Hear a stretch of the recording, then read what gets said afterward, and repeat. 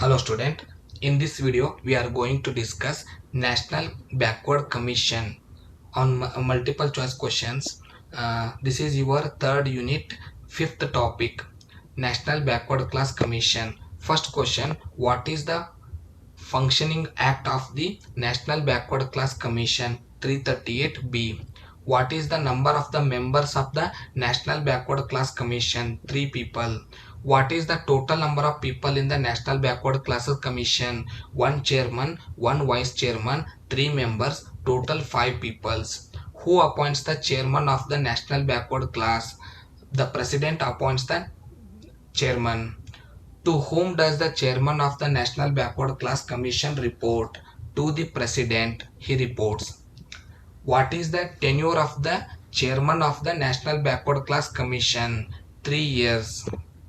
Who is the current chairman of the National Backward Commission? Hansraj Gangram. Who is the first chairman of the National Backward Classes Commission? Kaka Sahib Kalikar is the first chairman of the National Backward Class Commission. So these are the important questions comes under National Backward Class Commission. In the next video we will discuss about the Human Rights Commission. Thank you.